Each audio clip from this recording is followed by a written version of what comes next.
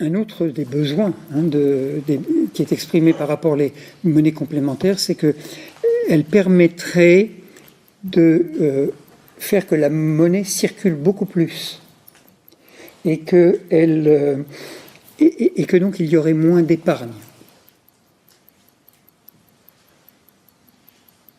Alors là, il y a deux questions. Il y a la question de la vitesse de rotation de la monnaie et la question de l'épargne. Alors, il y a un chapitre dans mon livre qui montre que la vitesse de rotation de la monnaie est une illusion.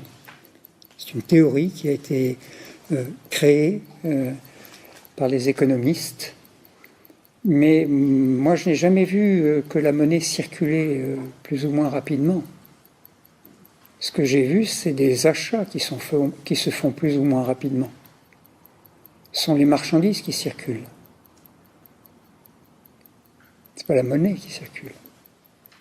La monnaie n'est là que pour enregistrer la circulation des marchandises. Le problème, c'est que nous croyons que la monnaie est une marchandise. Et quand je disais au début, faisons attention de ne pas faire du neuf avec du vieux, à l'origine, il y a très très longtemps, la monnaie était une marchandise privilégiée, par exemple l'or.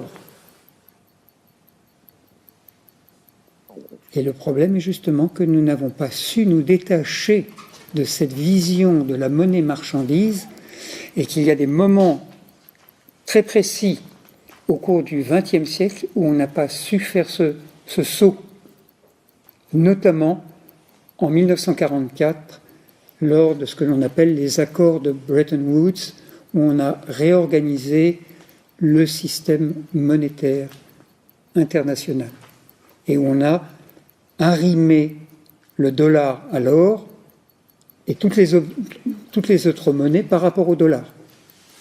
Il y aurait beaucoup à dire là-dessus, mais on a montré que on n'avait pas fait le saut de connaissance pour dire mais on ne peut plus baser la monnaie sur l'or, puisqu'il était à peu près évident, déjà avant la guerre, qu'il n'y aurait pas suffisamment d'or en production pour pouvoir garantir la monnaie vu le volume de l'économie qui était en train de se développer.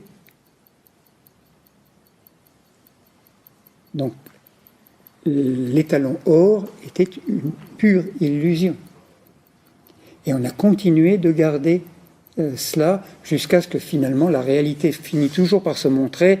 1972, ça a volé en éclats. Mais on trouve beaucoup, vous trouverez des conférences sur YouTube issues des milieux alternatifs où on dit « Ah, la grande erreur a été de déconnecter la monnaie de l'or ». Vous voyez comment on peut continuer à véhiculer l'ancien en croyant faire du nouveau. Donc la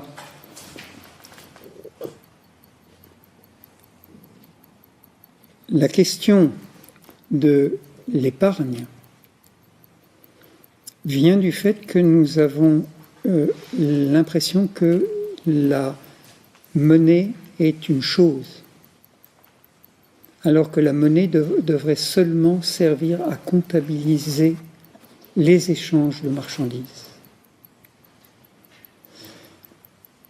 Et la vitesse de rotation de la monnaie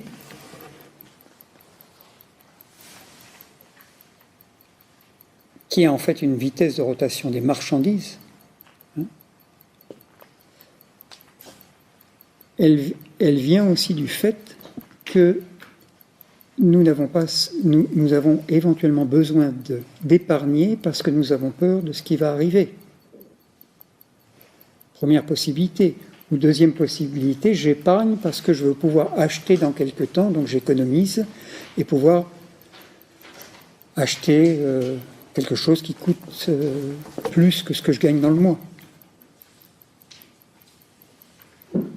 Mais ça, c'est un problème de revenus.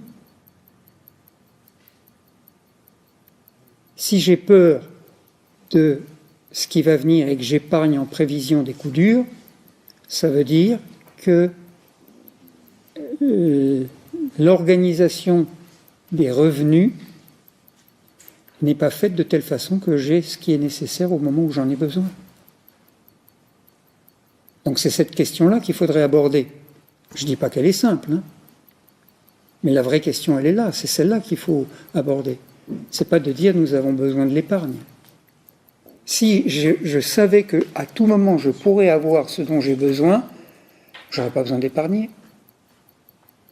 Et deuxièmement, s'il était possible d'emprunter facilement,